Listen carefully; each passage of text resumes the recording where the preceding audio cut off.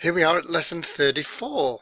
In the previous lesson I've talked about some of the benefits of WordPress and I've walked you through the process of installing it on your website. So today we're going to talk about what to do after you've installed it. I'm going to run through adding categories to differentiate between your posts and your pages. There's not really much difference in the way that they look, especially when you're setting them up, but posts are archived and categorized.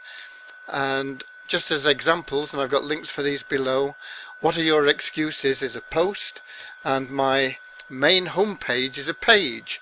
And in fact, although I've set these lessons out as pages, they would probably have been better as posts, because that way they would have been structured automatically by WordPress into sections, into dates, into different times. I could have categorized them under different headings.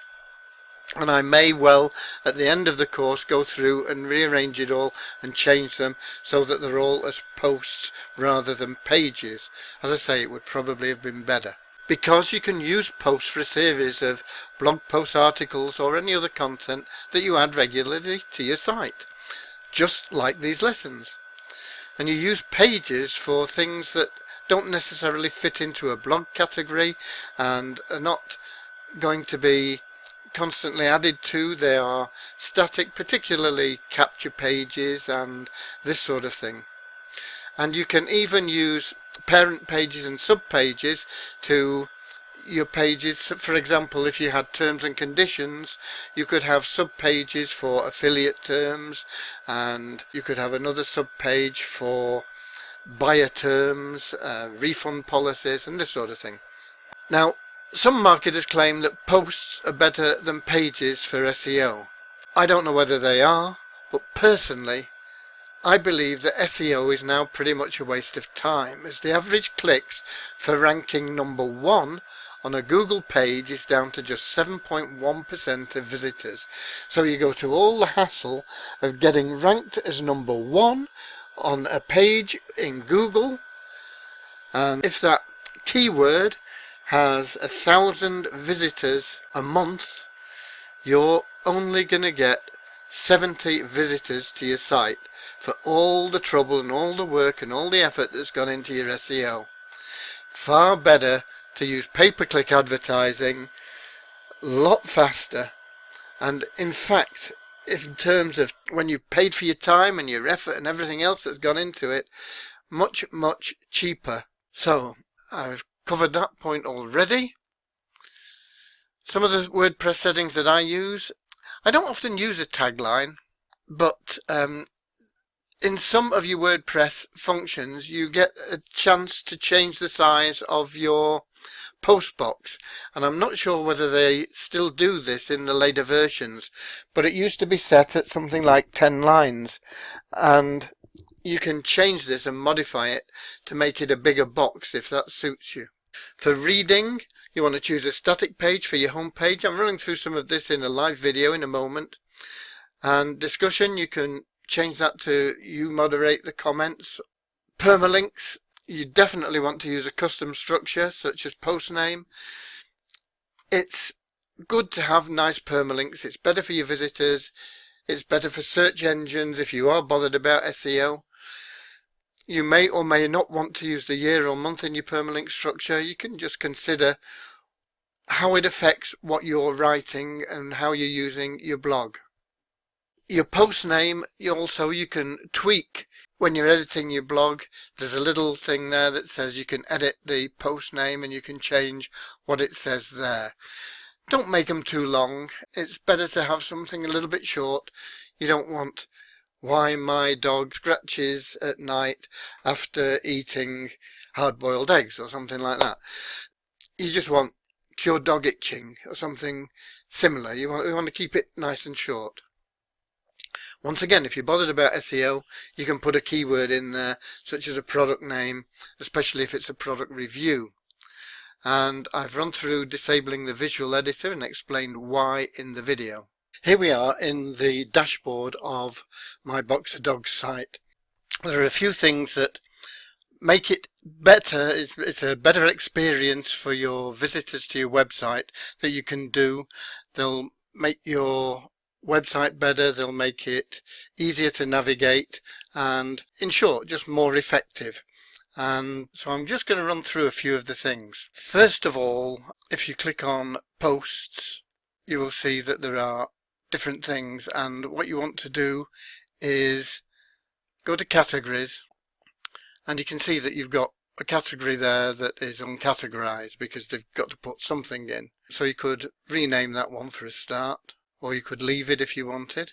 We could have dog training, as I say, mine's about dog, box of dogs. Just the slug. Normally you don't need to bother with that, but because I'm changing this, editing it, we'll change it. And click update. You can put a description in if you wish. There we go, that's saved. Back to categories, and now you'll see that's dog training. And you can add a few categories. Maybe we'd have dog health. We'll add that one. It'll fill in the slug itself if you just leave it blank. It's only the way that the website finds the page. It's not something you need to worry about. We could have dog care, and we could have dog nutrition or something like that, couldn't we? You can always add more if you need to. You can do these. Now then, when you do a post, I've actually added a post. So if you click on posts, you can in fact then, if we edit this, add it to a category. Now I don't think this fits in with anything that I've set up actually. Let me just slide this over for you.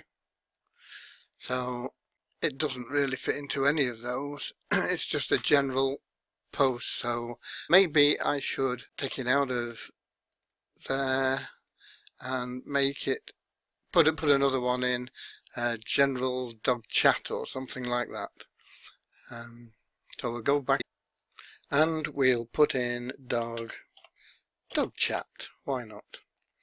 We'll add that new category. And then I'm going to slide it back over, and you will see I can add it as a category. Click on edit and dog chat. There we go. Nothing to do with any of those. So we just update that, and that way you can categorize all your posts. And we talked in the last lesson about the difference between posts and pages, and this is one of the advantages of posts. You can categorize them, so you can group them all into sections and people can find what they want easily. So if we slide back over now, that is the first thing we've done. Tags, you can add tags. For my money, it's not really worth bothering with, but you could add tags if you wanted to tag posts. And these are pages, don't really have anything to categorize, so you can skip that. What we can do is we can go down to settings, general, and when that opens up, here you can change things here. Your site title, you don't want my blog, you can call it box of dogs, you can call it whatever you want. All there is to know about boxes. You can make it so that anybody can register as a subscriber or a contributor author. You certainly wouldn't want them registering as an administrator. Editor is if you have somebody that says they would like to monitor your posts. Author is if somebody says I could write you more posts. Sometimes you'll get people doing that. All they want is a backlink to their blog, and it's a very good way to get content. Similar thing for contributor, they'll post stuff to your site, but generally speaking, subscriber is the only thing, and then you get people that can leave comments and this sort of thing if you want. Time zone, you can set it any way you want, and you can have it to anywhere in the world you want. Up at the top, they've got the different cities, major cities by continent. And if you can't find the city, but you know the time difference from UTC, which is same as Greenwich Mean Time, then you can just put in your time difference. You can change the format of the date. So you can have it any way you want. You can have it December 14th, 2015, which is like this. If you were to change this round a little bit, you could put the J in there, and you'll see it changes to 14 December 2015. So you can play with things as you went there. Time, any way you want. And you can have your week starting on a Monday or a Sunday or any way you want. And then you would save changes, which is just below the video in this instance.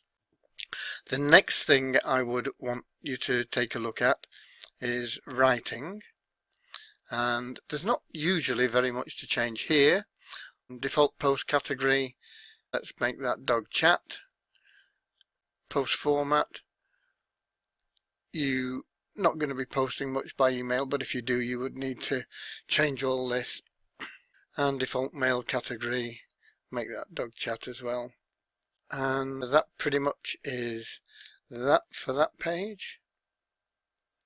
And then we will go to the reading. This is where you set, I went through this before.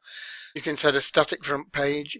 If all your posts are going to be, or your site is pretty much all about posts, then you would want to have your latest posts as your front page. But if you've got a static front page where people opt in or this sort of thing, then that's where you set it here. And you would need a different page for your blog. And that pretty much it for there. You can save your changes there. Permalinks is important. Some themes won't work with the one that they have as standard, which is this. Don't know why, because most people use this this structure here. You can set it here or here. It's the same. If you click post name, that is the same structure as there. You can also add dates in if you wanted. For example, 2015-12, sample post, month and name. Usually, post name is sufficient. It just makes it more simple. It's easier if you've got boxer dogs, how to care for your dog, rather than P equals 1247 or something, you know. Really, that's all it's about. And that pretty much covers that. There is one other thing here which most people don't know about. If you click on your users and then you go to edit your user, there is a box here which you can check.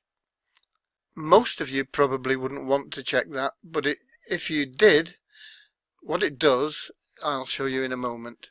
You would have to, of course, check that and then click on the update profile, which once again is just below the video here.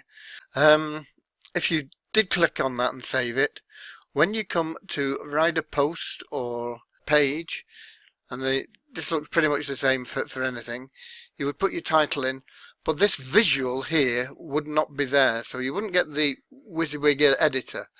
You would only get the text editor, which is pretty good. I mean, it's got links for bold and italic and hyperlinks and quotes and this sort of thing. When would you want to use this? If you are perhaps a more experienced person with HTML and this sort of thing, you might want to use this all the time. Secondly, if you have programmers that are writing script and putting script on your pages, you may want to select that as an option and get rid of that visual.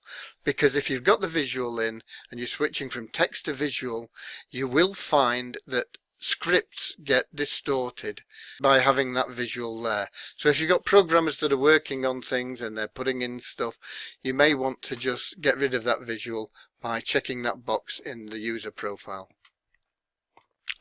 And that is pretty much it. I've got the rundown of it as usual below the video, and I've got some tasks for you to do.